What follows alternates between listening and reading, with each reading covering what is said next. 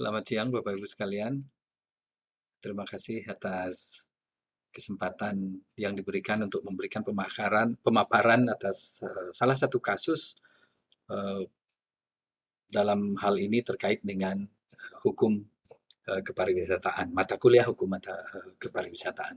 Bapak Ibu sekalian, dalam kesempatan ini, saya ingin menyampaikan diskusi tentang atau yang saya beri judul sebagai Promosi Pariwisata Lombok, MotoGP, dan Kasus Penipuan Tiket Sirkuit Mandalika. Sebuah makalah perspektif hukum pariwisata sebagai tugas penulisan makalah Program Magister Kepariwisataan Sekolah Tinggi Pariwisata Ambarukmo. Saya sendiri, IGD Wibin Suyasa, nomor induk mahasiswa 210601600.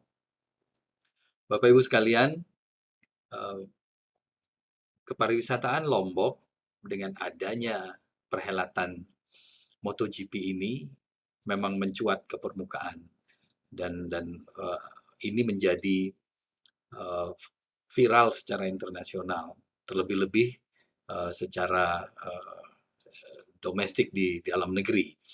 Uh, all of a sudden, pengunjung atau jumlah wisatawan ke Lombok menjadi melonjak sedemikian besarnya gara-gara event yang terselenggara 3 hari ini.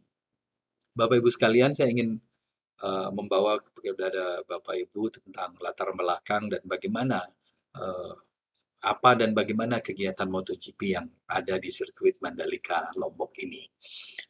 Nah, Bapak Ibu, MotoGP Mandalika yang kita kenal itu sesungguhnya nama resmi dari acara ini adalah Pertamina Grand Prix of Indonesia and Asia Talent Cup atau ATC 2022. Jadi sesungguhnya ada dua acara besar, dua perhelatan motor besar. Yang pertama itu adalah melibatkan Asia Talent, jadi pembalap-pembalap Asia menguji coba sirkuit ini. Kemudian acara utamanya atau prime actionnya itu adalah MotoGP. MotoGP sendiri dapat kita pahami sebagai keterampilan dalam mengendarai sepeda motor yang dengan mesin yang berkapasitas 500 cc ke atas.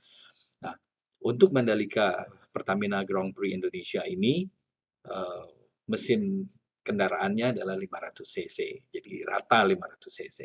Nanti ada premium MotoGP itu sampai 990 cc sebesar mobil gitu ya cc-nya. Nah, yang menarik Bapak Ibu sekalian adalah tentang keberadaan sirkuit Mandalika ini. Sirkuit ini baru saja selesai, jadi seminggu sebelum hari H perhelatan Akbar ini, yaitu tanggal 18 Maret sampai 20 Maret 2022 kemarin, sirkuit ini dibangun di atas lahan seluas 133 hektar. Didesain oleh desainer yang kita kenal dengan nama MRK1 Consulting. MRK1 Consulting ini adalah salah satu desainer sirkuit berkelas dunia yang juga membangun beberapa sirkuit besar di seluruh dunia.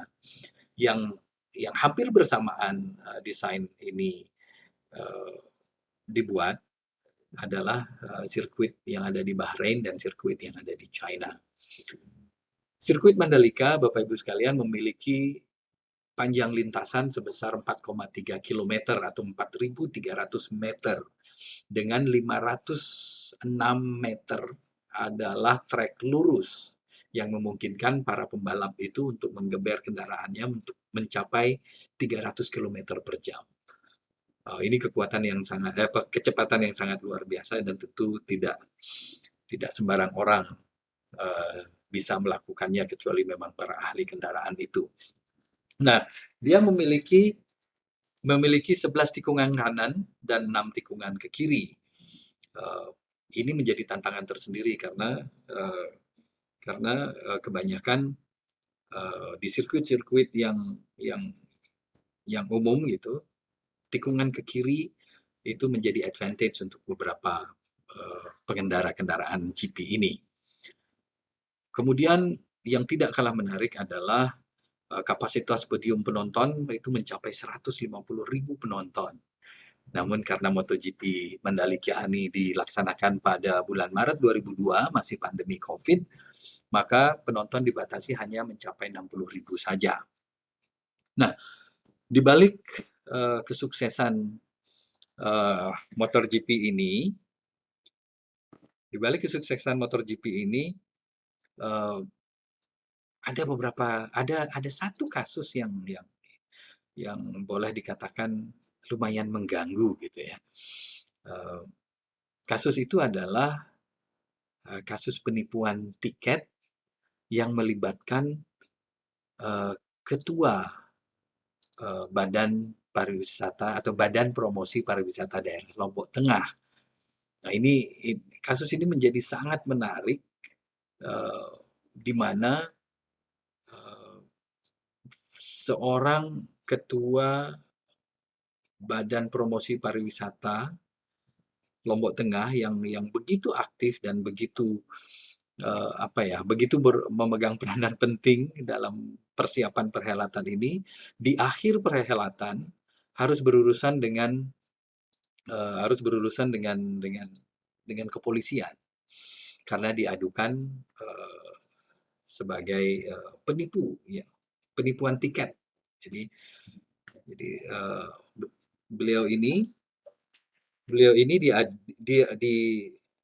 diadukan oleh sang pelapor begitu, atas penipuan tiket VIP, di mana tiket VIP ini seharga 22 juta rupiah, dan Ibu Ketua BPPD Lombok Tengah menjanjikan membelikan tiket ini sebanyak 3 buah. Nah, yang menarik adalah 3 buah VIP tiket ini sampai hari H dan sampai berakhirnya lomba tidak sempat diberikan kepada sang pembeli atau yang dalam hal ini sebagai pelapor. Maka diadukanlah beliau ke Polda NTB sebagai kasus penipuan. Nah, dari berbagai informasi yang saya serap dari berbagai berita, ada setidaknya 5 hal yang bisa kita diskusikan. Yang pertama adalah dugaan penipuan. Dugaan penipuan atas tiket MotoGP Mandalika yang melibatkan Ketua BPPD Lombok Tengah. Nah, beliau ditetapkan sebagai tersangka oleh tim penyidik dari Polda NTB pada tanggal 14 September 2022 atas kasus Maret 2022 yang diadukan oleh pelapor pada bulan Mei 2022. Nah, di dalam pemaparannya, tim penyidik menyampaikan kepada pers bahwa sebelum ditetapkan sebagai tersangka, Ketua BPPD Lombok Tengah, Ida Wahyuni Sahabudin ini, sempat mangkir dari panggilan polisi sebanyak 2 kali. Nah, hal inilah yang menyebabkan pada panggilan yang ketiga diupayakan untuk menjemput paksa tersangka ke Polda NTB. Maka terjadilah kasus ini terkuak di media pada tanggal 14 September 2022. Nah, di dalam pemaparan beliau di hari berikutnya, beliau menyampaikan bahwa kasus penipuan ini oleh Kepolisian NTB akan diupayakan untuk diselesaikan melalui jalur damai dengan memberikan tawaran ganti rugi kepada korban. Nah, inilah yang disebut sebagai restoratif justice. Restoratif justice ini diharapkan mampu menyelesaikan kasus antara kedua belah pihak yang merasa dirugikan dan atau merugikan. Jadi kasus restoratif justice ini tentu adalah satu hal yang menarik untuk kita diskusikan, terutama terkait dengan kepariwisataan karena ini adalah urusan jasa juga ada di dalamnya. Oke. Nah, kembali ke kasus ini, apabila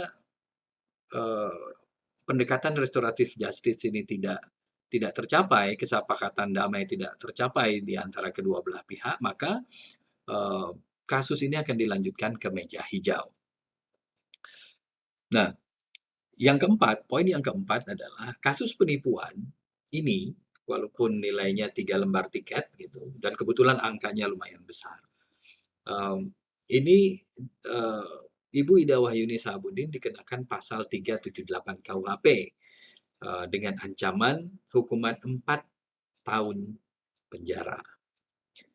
Nah, yang menarik adalah Bapak Ibu sekalian, pada, eee, berita di tanggal 15 September, di mana, eee, Ketua BPPD Ibu Ida Wahyuni menyampaikan kepada pers bahwa, eee, beliau sebenarnya jauh di bulan Mei sudah berupaya untuk mengembalikan kerugian itu dan mengakui kepada, pelapor, korban dalam hal ini bahwa, terjadi kesalahan.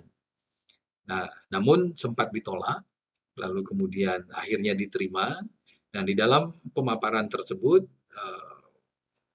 disampaikan bahwa 48 juta dari 66 juta rupiah yang menjadi kasus sandungan ini, telah dikembalikan sebagai niat baik dari, tersangka gitu. Nah, eee, bagaimana kelanjutan daripada kasus ini tentu sangat tergantung kesepakatan kedua belah pihak kemudian. Namun, Polda NTB dalam hal ini sebagai, penyidik gitu, harus menjamin kedua belah pihak secara aman. Pihak tersangka, walaupun atas permintaan dan rekomendasi tidak masuk dalam tahanan Polda, namun dikenakan wajib lapor 1 kali 24 jam untuk mengetahui dan memastikan bahwa tersangka masih berada di wilayah Kapolda NTB. Sehingga tindak lanjut atas kasus ini bisa dapat dilakukan sewaktu-waktu jika dibutuhkan.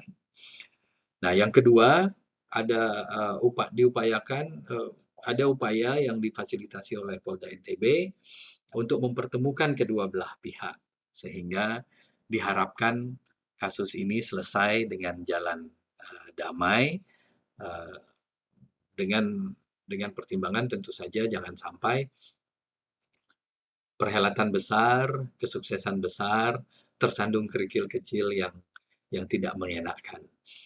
Bapak Ibu sekalian, eee, kasus ini sampai saat, makalah ditulis dan sampai pemaparan ini, saya siapkan, memang memang belum bergulir lebih jauh lagi, sehingga, kasus ini tetap akan menjadi, poin menarik gitu, akan kemana arahnya. Namun tentu saja, secara pribadi, sebagai orang pariwisata, saya sangat berharap agar terjadi kesepakatan, kedua belah pihak dan restoratif, justice ini, dapat berfungsi sebagaimana, mestinya, gitu.